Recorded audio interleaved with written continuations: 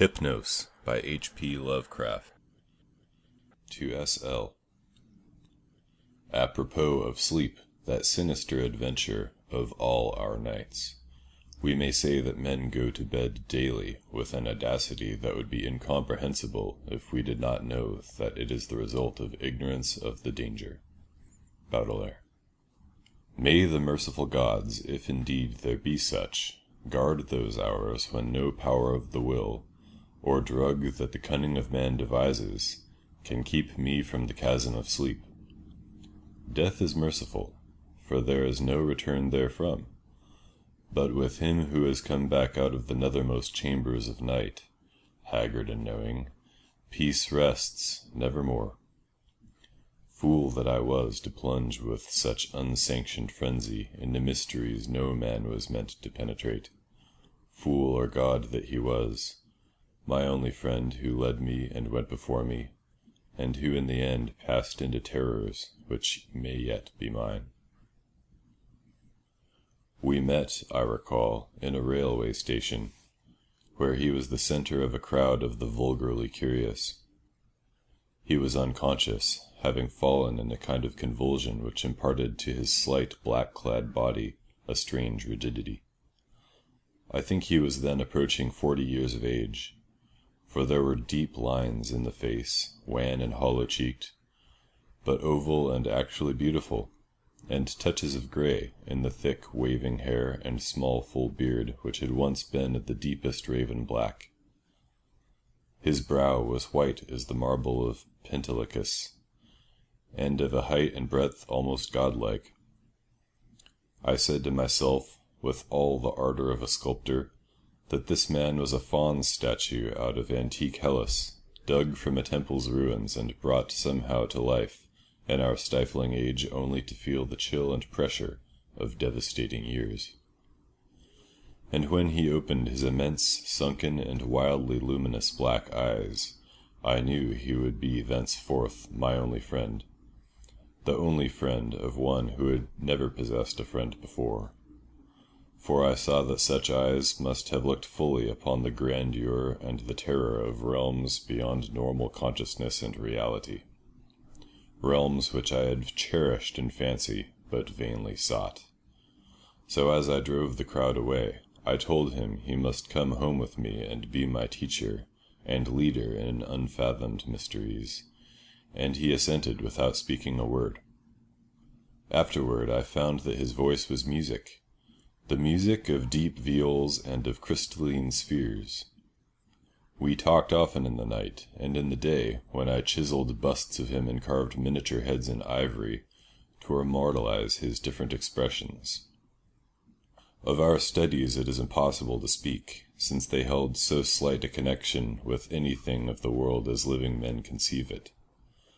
They were of that vaster and more appalling universe of dim entity and consciousness, which lies deeper than matter, time, and space, and whose existence we suspect only in certain forms of sleep, those rare dreams beyond dreams, which come never to common men, and but once or twice in the lifetime of imaginative men.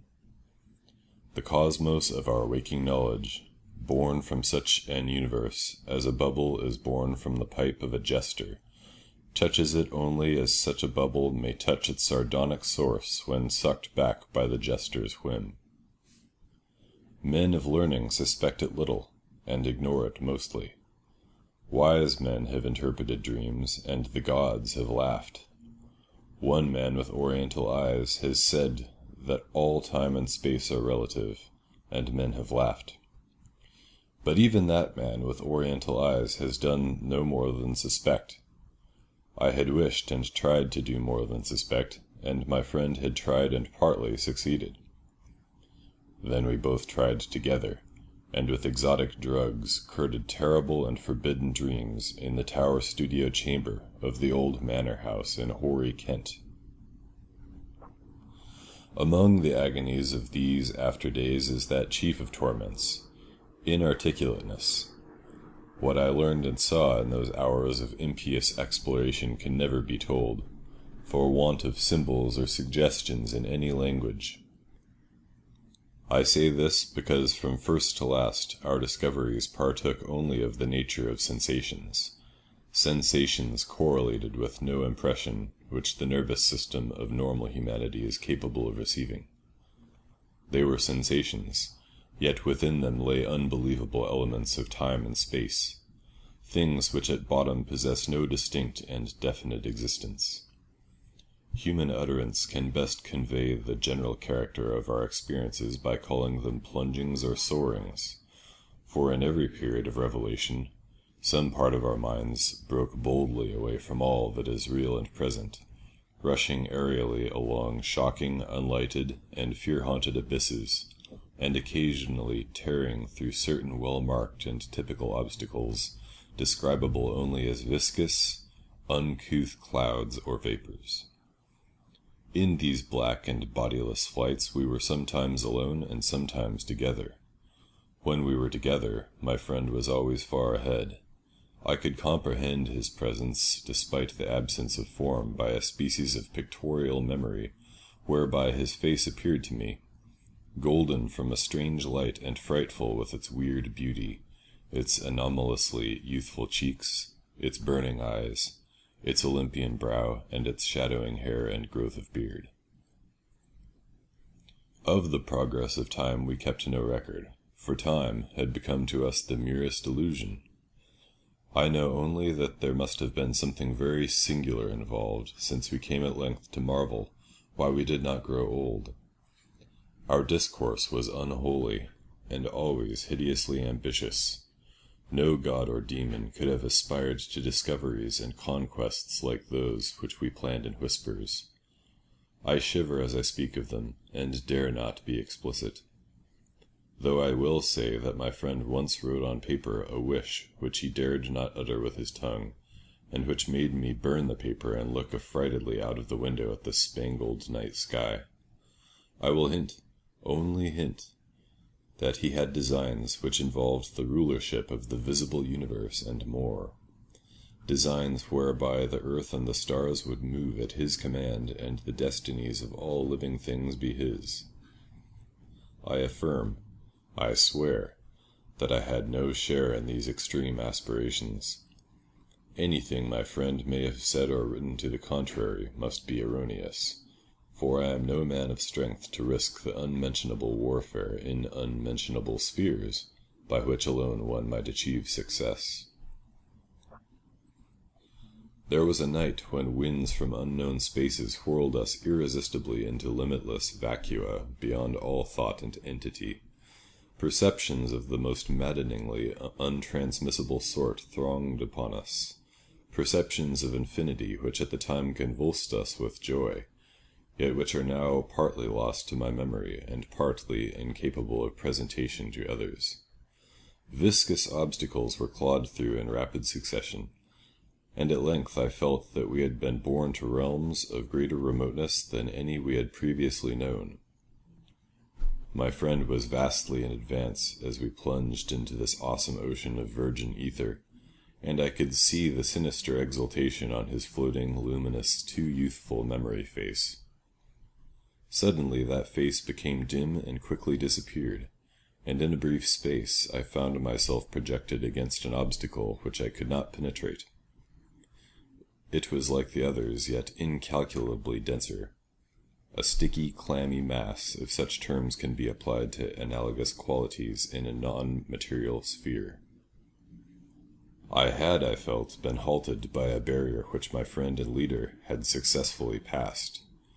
Struggling anew, I came to the end of the drug dream and opened my physical eyes to the tower studio in whose opposite corner reclined the pallid and still unconscious form of my fellow dreamer, weirdly haggard and wildly beautiful as the moon shed gold-green light on his marble features.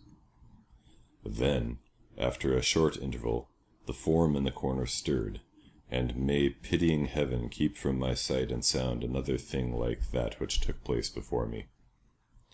I cannot tell you how he shrieked, or what vistas of unvisitable hells gleamed for a second in black eyes crazed with fright. I can only say that I fainted, and did not stir till he himself recovered and shook me in his frenzy, for someone to keep away from the horror and desolation. That was the end of our voluntary searchings in the caverns of dream. Oed, shaken and portentous, my friend who had been beyond the barrier, warned me that we must never venture within those realms again. What he had seen he dared not tell me, but he said from his wisdom that we must sleep as little as possible, even if drugs were necessary to keep us awake. That he was right I soon learned from the unutterable fear which engulfed me whenever consciousness lapsed. After each short and inevitable sleep I seemed older, whilst my friend aged with a rapidity almost shocking. It is hideous to see wrinkles form and hair whiten almost before one's eyes. Our mode of life was now totally altered. Heretofore a recluse, so far as I know, his true name and origin never having passed his lips, my friend now became frantic in his fear of solitude. At night he would not be alone, nor would the company of a few persons calm him. His sole relief was obtained in revelry of the most general and boisterous sort, so that few assemblies of the young and the gay were unknown to us. Our appearance and age seemed to excite in most cases a ridicule which I keenly resented, but which my friend considered a lesser evil than solitude. Especially was he afraid to be out of doors alone when the stars were shining, and if forced to this condition he would often glance furtively at the sky as if hunted by some monstrous thing therein. He did not always glance at the same place in the sky. It seemed to be a different place at different times. On spring evenings it would be low in the northeast. In the summer it would be nearly overhead. In the autumn it would be in the northwest. In winter it would be in the east, but mostly if in the small hours of morning. Midwinter evenings seemed least dreadful to him. Only after 2 years did I connect this fear with anything in particular, but then I began to see that he must be looking at a special spot on the celestial vault, whose position at different times corresponded to the direction of his glance, a spot roughly marked by the constellation Corona Borealis. We now had a studio in London, never separating, but never discussing the days when we had sought to plumb the mysteries of the unreal world. We were aged and weak from our drugs, dissipations, and nervous overstrain, and the thinning hair and beard of my friend had become snow white. Our freedom from long sleep was surprising, for seldom did we succumb more than an hour or two at a time to the shadow which had now grown so frightful a menace. Then came one January of fog and rain, when money ran low and drugs were hard to buy. My statues and ivory heads were all sold, and I had no means to purchase new materials or energy to fashion them even had I possessed them. We suffered terribly, and on a certain night my friend sank into a deep-breathing sleep from which I could not awaken him. I can recall the scene now. The desolate, pitch-black garret studio under the eaves, with the rain beating down, the ticking of the lone clock, the fancied ticking of our watches as they rested on the dressing-table, the creaking of some swaying shutter in a remote part of the house, certain distant city noises muffled by fog and space, and worst of all, the deep, steady, sinister breathing of my friend on the couch. A rhythmical breathing which seemed to measure moments of supernal fear and agony for his spirit as it wandered in spheres forbidden, unimagined, and hideously remote. The tension of my vigil became oppressive, and a wild train of trivial impressions and associations thronged through my almost unhinged mind.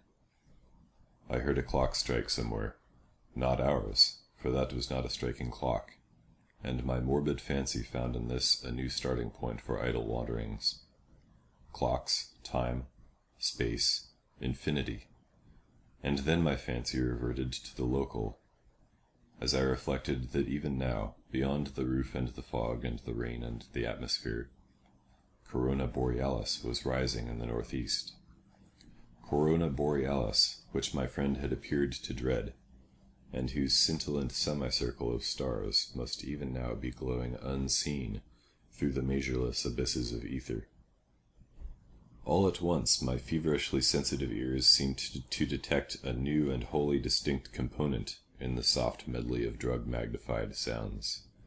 A low and damnably insistent whine from very far away, droning, clamoring, mocking, calling from the northeast.